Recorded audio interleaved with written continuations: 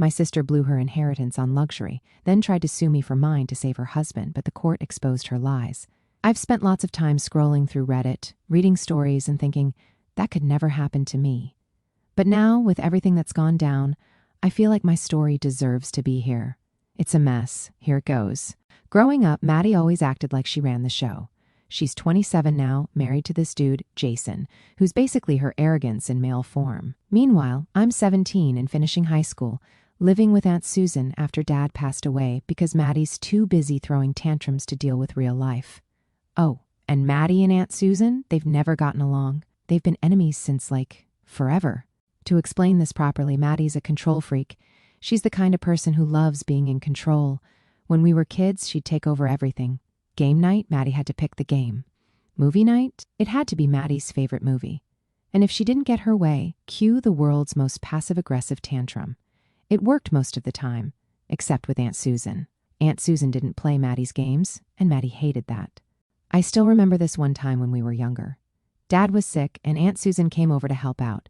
Maddie was supposed to be doing the dishes, but instead, she was texting Jason and pretending not to hear anyone. Aunt Susan, being Aunt Susan, told Maddie to get off her butt and finish her chores. Maddie rolled her eyes and muttered something like, "You're not my mom." Aunt Susan didn't miss a beat. She said, "No, but I'm not your maid either, so get moving." Maddie did the dishes, but she slammed every plate and cup like she wanted to shatter them all. Afterward, she ranted to me about how Aunt Susan was always on her case and trying to act like she's in charge. I didn't say anything, but honestly, Aunt Susan was right. Maddie's resentment of Aunt Susan only grew as we got older. Aunt Susan would show up to help Dad with stuff Maddie should have been doing. She'd drive him to doctor's appointments, help with bills, and make sure there was food in the fridge. Maddie called it interfering. She said Aunt Susan was trying to control the family. I called it stepping up. Maddie didn't want to see it that way because it made her look bad. By the time Jason entered the picture, Maddie had perfected her golden child act. Jason worshipped her, and she loved having someone who thought she could do no wrong. Aunt Susan, of course, didn't like Jason from the start. She said he was arrogant and fake, which, spoiler, he was. But Maddie didn't care. She acted like Jason was the best thing that ever happened to her and ignored everyone who disagreed. Jason wasn't just arrogant, he was a full-blown jerk. Every time he came over, he had something snarky to say. If Dad cooked dinner, Jason would make a comment like, "Well, this is interesting." If I mentioned my plans for med school, he'd laugh and say, "Better have a backup plan, kid. Not everyone's cut out for that." Maddie never stood up for me. She just laughed along like Jason's rudeness was some kind of joke. Aunt Susan, on the other hand, didn't hold back. She'd shut Jason down with a sharp comment or just straight up ignore him, which drove him nuts. Maddie's relationship with Aunt Susan got worse after she married Jason. She barely showed up to family gatherings, and when she did, it was only to make some dramatic exit after arguing with Aunt Susan. I remember one Thanksgiving where Maddie started ranting about how some people in the family didn't respect her marriage. Everyone knew she was talking about Aunt Susan, but Aunt Susan just shrugged and said, "Respect is earned, not demanded." Maddie left in a huff, dragging Jason with her, and we didn't hear from her for months. Despite all this, Aunt Susan never stopped being there for me and Dad. She wasn't just an aunt to me, she was like a second parent, especially with how much Maddie was checked out. While Maddie was busy playing house with Jason, Aunt Susan was the one helping me with homework, driving me to school, and teaching me how to cook something other than mac and cheese. She never made me feel like a burden, even when I was struggling with everything going on with Dad. The truth is, Maddie's hatred of Aunt Susan wasn't really about Aunt Susan. It was about Maddie. Aunt Susan saw Maddie for who she really was, self-centered, manipulative, and not as perfect as she wanted everyone to believe. That scared Maddie because she couldn't control Aunt Susan the way she controlled everyone else. She couldn't charm her, guilt-trip her, or twist her words to make herself look better. And instead of dealing with that, Maddie just labeled Aunt Susan as the enemy. Looking back, it's wild how Maddie could hold on to that grudge for so long. Even after she got married and moved out, she'd still find ways to complain about Aunt Susan. She'd say stuff like, "Why does she always have to be involved?" Or "I can't stand how she treats me like a kid." Meanwhile, Aunt Susan was the one taking care of everything Maddie couldn't be bothered with, like making sure Dad was okay and keeping the family from falling apart. I didn't realize how bad things would get between them until after Dad passed. That's when Maddie's hatred turned into something else, something meaner, darker. It wasn't just about not liking Aunt Susan anymore. It was about trying to take her down. And, trust me, Maddie wasn't done yet. By the time Dad's health really started to decline, I knew things were about to get tough. He'd been dealing with heart problems for as long as I could remember, but in my junior year, it got so bad he couldn't hide it anymore. He'd get winded walking from the kitchen to the living room, and some days, he could barely get out of bed. It killed me to see him like that because Dad was always the strong one, the guy who'd work late shifts and still find time to make pancakes on Sunday mornings. Aunt Susan stepped in right away. She'd always been there for us, but now it was different. She started coming over almost daily, helping with everything from doctor's appointments to making sure Dad actually ate. Maddie? She was nowhere to be found. I tried to keep Maddie updated. I'd text her, call her, leave voicemails. Dad's not doing great, I'd say. You should come by and see him. She'd always have an excuse. Jason's been working late, or I've got so much going on at work. The one that really pissed me off was, let me know if it gets serious. Like, what the hell did she think was happening? Dad was seriously ill, and she couldn't even spare an hour to visit him. I'll never forget the night Dad collapsed in the living room. I was in the kitchen doing homework when I heard a loud thud. I ran in and saw him on the floor, clutching his chest, his face pale and sweaty. I panicked and called 911, then called Aunt Susan. She got there before the ambulance did, her face tight with worry but calm enough to keep me grounded. Maddie? She didn't pick up. I left her a message. Dad's going to the hospital. You need to come now. That hospital stay was the beginning of the end. Dad was there for weeks, and every day I hoped Maddie would show up. She didn't. Aunt Susan and I were there every day, sitting by his bedside, holding his hand, and trying to keep him comfortable. The nurses knew us by name. Maddie didn't even bother to call until the second week, and even then it wasn't to ask how Dad was doing. It was to complain about how hard her life was with Jason's health issues. Now, here's the thing about Jason. He's got some kind of chronic illness. I don't know much about it because we've never been close, but Maddie liked to bring it up whenever it was convenient for her. You don't understand how hard it is, she'd say. Jason's been so sick lately. I get it, being sick sucks, but she was using it as an excuse to ignore what was happening with Dad. The day Dad passed away, it was just me and Aunt Susan in the room. He'd been in and out of consciousness all day, barely able to speak. I held his hand, and Aunt Susan stroked his hair, telling him it was okay to let go. When he finally stopped breathing, it felt like the whole world stopped. I don't think I've ever cried so hard in my life. Aunt Susan stayed with me the whole time, even as I broke down completely. Maddie didn't even know until hours later, when I finally got through to her. She acted like I was overreacting. Why didn't you tell me it was this serious? She said, her voice all fake concern. I wanted to scream. I had been telling her for weeks. She just didn't care enough to listen. Maddie didn't show up for the funeral either. She said something about Jason not feeling well and how she couldn't leave him alone. Aunt Susan and I handled everything, arranging the service, sorting through Dad's stuff, making sure everything was paid for. Maddie didn't lift a finger. She sent some flowers and a generic sympathy card, but that was it. I was furious, but I didn't have the energy to fight her. I was too busy trying to process the fact that my dad was gone. A few days after the funeral, Aunt Susan sat me down to talk about what would happen next. Your dad left a will, she said. We'll need to go through it with the lawyer. I want you to know that whatever happens, I'm here for you. I nodded, not really understanding what she meant. At that point, I wasn't even thinking about the will. I was just trying to get through each day without falling apart. When Maddie finally did show up, she acted like nothing had happened. She waltzed into the house like it was just another day, completely ignoring the fact that she'd missed Dad's final moments and his funeral. So, what's going on with the will? She asked, like it was no big deal. Aunt Susan just gave her a cold look and said, We'll find out when we meet with the lawyer. It was obvious from the start that Maddie didn't care about anything except the money. She didn't ask about Dad's belongings, his photos, or anything sentimental. She just wanted to know how much she was getting. It made me sick. Aunt Susan, on the other hand, was focused on making sure everything was done the way Dad wanted. She knew how much Dad wanted me to go to med school, and she wasn't going to let Maddie ruin that. By the time we sat down with the lawyer, I was bracing myself for the worst.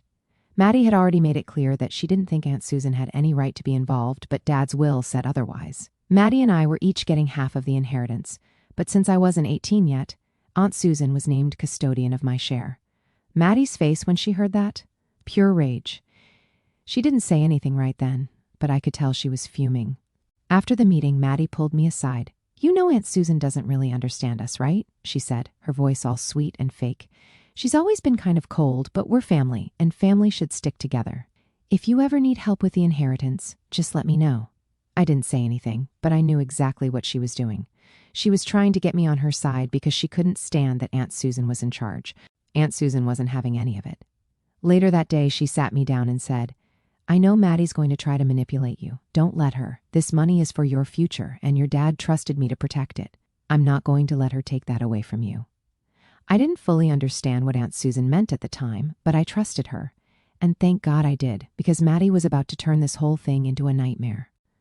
The day we met with the lawyer to go over Dad's will was one of the most awkward days of my life. It wasn't just the sadness of losing Dad, it was knowing that Maddie was going to turn the whole thing into a circus. She strolled into the lawyer's office like she owned the place, dressed in some expensive-looking outfit that screamed, "Look at me," and didn't even bother saying hello to Aunt Susan. She just glanced at me and went, "So, what's the deal? How's this going to work?" The lawyer, Mr. Carter, was an older guy with glasses that kept sliding down his nose. He seemed like the type who'd seen it all, which was good because Maddie wasn't exactly subtle about her intentions. He started by going through some legal stuff, but all Maddie cared about was the money. She interrupted him halfway through to ask, "Can you just skip to the part where we find out what we're getting?" Aunt Susan gave her a look that could have frozen lava, but Mr. Carter just nodded and kept it professional. "Your father's estate will be divided equally between the two of you," he said, 50% to each of you. However, since Ethan is still a minor, their share will be managed by Miss Susan, as designated in the will, until they turn 18. I swear you could have heard a pin drop. Maddie's smile froze on her face, and for a second, she just stared at him like she couldn't believe what she'd heard. Then, in the fakest voice possible, she said, "Oh, that makes sense. Of course Aunt Susan would be in charge. She's always so responsible." I almost laughed because Maddie couldn't have sounded less genuine if she tried. Aunt Susan didn't say anything, but I could tell she was ready for whatever nonsense Maddie was about to pull. After the meeting, Maddie cornered me in the parking lot. "Hey, just so you know," she said, leaning in like she was about to share some big secret, "you don't have to listen to Aunt Susan about everything. I mean, she's great and all, but we're siblings. We should be making these decisions together." I just nodded, not wanting to start a fight right there, but inside I was fuming. Maddie had spent years bad-mouthing Aunt Susan, calling her controlling and overbearing, and now she was trying to act like they were best friends. It was so transparent it was almost pathetic. Aunt Susan must have seen the look on my face when I got into her car because as soon as we pulled out of the parking lot, she asked, "What did she say to you?" "Just the usual," I said. "She thinks we should be making decisions together." Aunt Susan sighed, gripping the steering wheel a little tighter. I knew this was coming. Maddie's never been one to let something like this go. "Listen to me, Ethan. Your father trusted me to manage this money for a reason. He wanted you to have a future, to go to med school, to have the life he dreamed of for you. Don't let her guilt you into giving that up." I nodded. She was too stubborn to let something like this go without a fight. It didn't take long for Maddie to show her true colors. Over the next few weeks, she started showing up at Aunt Susan's house more often than she ever had before. This was the same Maddie who used to avoid family events if Aunt Susan was going to be there. And now she was dropping by unannounced like it was the most natural thing in the world. She'd bring pastries or flowers, acting all sweet and charming, but it was so fake it made my skin crawl. "Family is so important," she said one day while sitting in Aunt Susan's living room, sipping tea like she actually cared about anything other than herself. "We've all been through so much, and I just think we need to stick together, you know?" Aunt Susan wasn't buying it. "What do you need, Maddie?" she asked bluntly. Maddie blinked, her fake smile slipping for just a second before she recovered. "Nothing. Just wanted to check in, see how you two are doing." "Is that so bad?" Aunt Susan didn't respond, and the silence was so thick you could have cut it with a knife. Eventually, Maddie stopped pretending and got straight to the point. One afternoon, she showed up at Aunt Susan's house with tears in her eyes and a sob story about Jason's health. Apparently, his chronic illness had taken a turn for the worse, and he needed surgery. Expensive surgery that their insurance wouldn't fully cover. "I wouldn't ask if it wasn't life or death," Maddie said, dabbing at her eyes with a tissue. "But we're desperate. Jason's been so sick, and I don't know what else to do." She turned to me, her eyes wide and pleading. "Please, Ethan, just a small portion of your inheritance. It would mean everything to us." I froze. I didn't know what to say. Jason's health was serious, sure, but this was my inheritance, my future. I'd been saving it for med school, for the life Dad wanted me to have. Giving it to Maddie would mean throwing all of that away. Aunt Susan stepped in before I could respond. "That money is for Ethan, Maddie," she said firmly. "It's not for you, and it's not for Jason. Your father made that very clear in his will." Maddie's face twisted, her fake sweetness disappearing in an instant. "You've always hated me," she snapped. "You've been against me since we were kids." This isn't about Dad's wishes. It's about you trying to control everything like you always do. Aunt Susan didn't even flinch. Believe whatever you want, Maddie, she said calmly, but that money isn't going anywhere. Maddie stormed out, slamming the door behind her. I thought that would be the end of it, but I should have known better. Maddie wasn't done, not by a long shot. I thought Maddie storming out of Aunt Susan's house would be the last I'd hear from her for a while, but I was wrong. Maddie doesn't give up easily, especially when she thinks she's been wronged. The thing about Maddie is she can't stand not being in control. It eats away at her, and when she doesn't get her way, she goes all in, turning up the drama to maximum volume.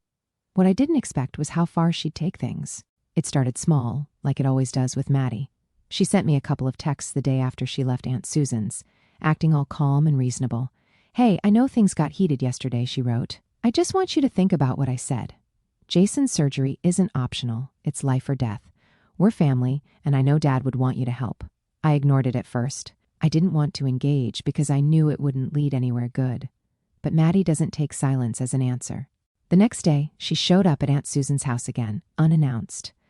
I was in my room when I heard the doorbell, followed by Maddie's overly loud, overly sweet voice. I want to talk with Ethan, Maddie said, trying to sound innocent. It's important. Whatever you have to say, you can say it from the porch, Aunt Susan replied. I peeked through my window and saw Maddie standing there, holding a folder like she was about to make some big presentation. Fine, she huffed, flipping her hair over her shoulder. I brought some information about Jason's condition. I thought maybe if you both understood how serious this is, you'd reconsider. Aunt Susan didn't say anything, just crossed her arms and waited. Maddie took that as her cue to start her pitch. Jason has been dealing with this for years, she began, pulling papers out of her folder and holding them up like they were some kind of evidence. But now, it's gotten to the point where he can't function without surgery. The doctors say it's critical. She went on for a while, detailing how expensive the procedure was and how their insurance wouldn't cover everything.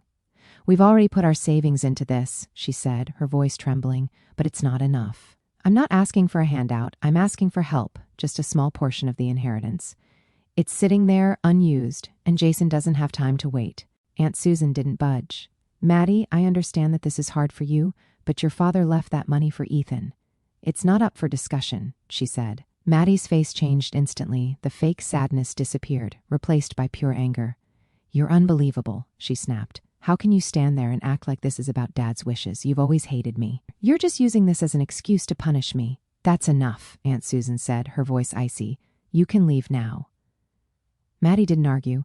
She stormed off, slamming the gate behind her, but I knew this wasn't over. A few days later, Maddie tried a different approach. She started texting me directly, skipping Aunt Susan altogether. At first, it was more guilt-tripping. I can't believe you're letting Aunt Susan control your decisions like this, one message read. You're old enough to think for yourself. When that didn't work, she switched tactics. You know Jason has always supported you, right? She wrote, He was the one who said you could totally get into med school. He believes in you. I can't believe you're turning your back on him now. That one made me laugh out loud. Jason, the guy who mocked me for wanting to be a doctor, suddenly believes in me? Yeah, right. I didn't bother responding, but Maddie didn't stop. The messages kept coming, each one more desperate than the last. Then came the photo. It was a picture of Jason lying in a hospital bed, hooked up to a monitor. Maddie captioned it, This is what you're ignoring. This is what you're letting happen. I showed it to Aunt Susan, who just shook her head. She's trying to manipulate you, she said. Don't fall for it. When the text didn't work, Maddie escalated. One evening, Aunt Susan got a call from someone she hadn't spoken to in years, our cousin, Lauren. Maddie had apparently reached out to her and spun some sob story about how Aunt Susan was hoarding my inheritance and refusing to help a dying man. Lauren called to get Aunt Susan's side of the story, and when Aunt Susan explained what was really happening, Lauren was furious. She tried to make me feel guilty for not stepping in to help, she said. What's wrong with her? It wasn't just Lauren. Over the next week, Maddie reached out to other family members, trying to rally them against Aunt Susan. She framed it like Aunt Susan was some kind of villain, keeping me under her thumb and refusing to help Jason out of spite. Most people saw through her, but a few bought into it, calling Aunt Susan to express their concern. I couldn't believe how far Maddie was willing to go. It wasn't just about the money anymore, it was about winning. She wanted to break Aunt Susan, to make her cave and give in, just so Maddie could feel like she was in control. The breaking point came when Maddie showed up at Aunt Susan's house with a lawyer. She didn't warn us, didn't call ahead, she just showed up, demanding to talk. Aunt Susan answered the door but refused to let Maddie inside. "What do you want now?" she asked, exasperated. Maddie gestured to the lawyer beside her. "I'm filing a legal petition," she said, her tone smug. "You've been manipulating Ethan and mishandling the inheritance. I'm asking the court to remove you as custodian and appoint me instead." Aunt Susan didn't even blink.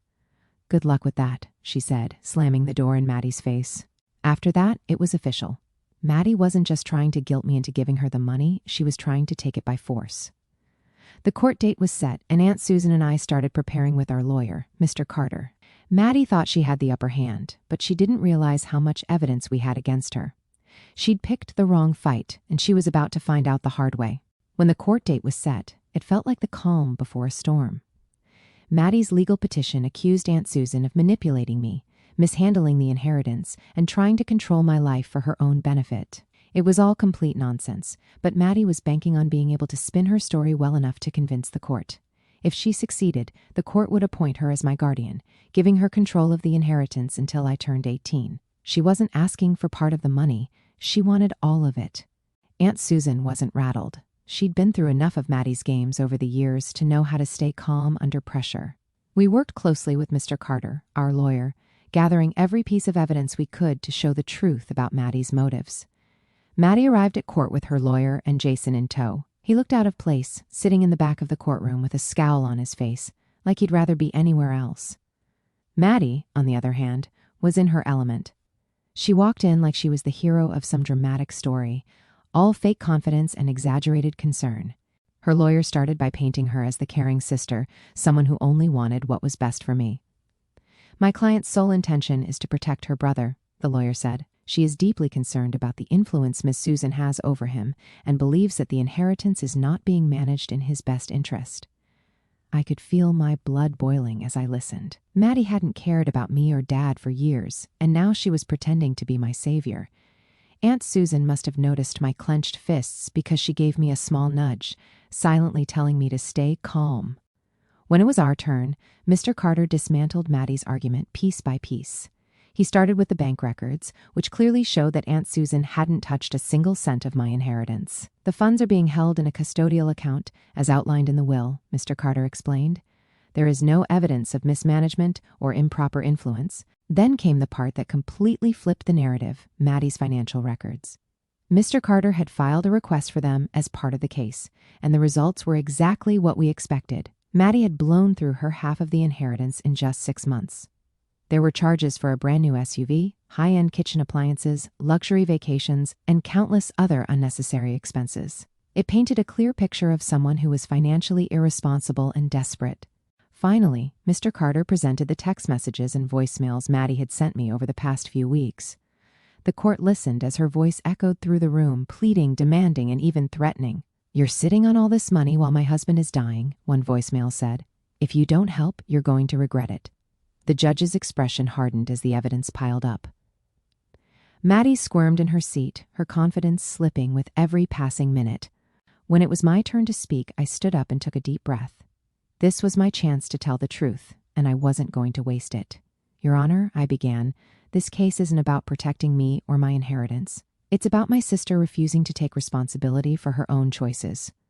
Maddie received the exact same inheritance I did, half of everything my dad worked his whole life to leave us. She spent her share on luxury items and vacations, and now she's trying to take what's left of mine to fix her mistakes.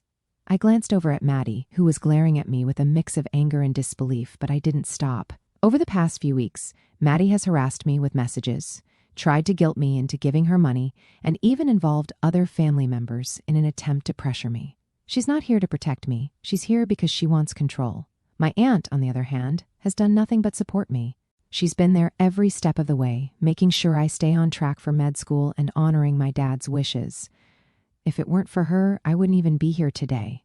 I sat down, my hands shaking slightly, but I felt a weight lift off my shoulders. I'd said everything I needed to say, and there was no taking it back. When Maddie got her chance to respond, she doubled down on her sob story. "I've always cared about my brother," she said, tears streaming down her face. "I just want what's best for him. Jason's surgery is life or death, and I thought this family could come together to help. I didn't expect this kind of hostility. It was all so fake it made my skin crawl." Maddie had spent years treating Aunt Susan like an enemy, and now she was trying to frame herself as the victim. But the evidence was stacked against her, and it was clear the judge wasn't buying it. After reviewing everything, the judge delivered the verdict. The evidence clearly shows that Miss Susan has acted responsibly in her role as custodian of the inheritance. Furthermore, the petitioner's financial history and personal communications reveal a motive that is self-serving, rather than protective of the respondent's interests. The petition is dismissed. Maddie's face turned bright red. Her jaw clenched so tightly I thought she might break a tooth. But the judge wasn't done. This court will also investigate whether the petitioner's claims and submitted evidence constitute perjury or fraud. If found guilty, there will be consequences. After review, she was found guilty of filing false claims and trying to commit fraud, and the consequences hit her hard. They fined her for wasting court resources, ordered her to go to counseling to deal with her manipulative behavior, and slapped her with a restraining order to keep her away from me and my aunt. I could barely contain my relief. Aunt Susan gave my shoulder a small squeeze, and for the first time in weeks, I felt like I could breathe again. As we left the courtroom, Maddie tried to catch up to us, but Aunt Susan shut her down with a single look. "We're done here," she said firmly. Maddie stopped in her tracks, her hands balled into fists, but she didn't say anything. She knew she'd lost. Jason stayed silent the whole time, probably realizing there was no way to talk his way out of this mess. The two of them left together, Maddie muttering angrily under her breath, but I didn't care what she had to say anymore. The fight was over, and we'd won. Walking out of that courtroom, I felt like I finally had control of my life again. Aunt Susan and I had stood our ground, and Maddie's schemes had backfired spectacularly. She thought she could manipulate me and everyone else to get what she wanted. But in the end, she'd only exposed herself for who she really was. And now, she couldn't touch me or my future.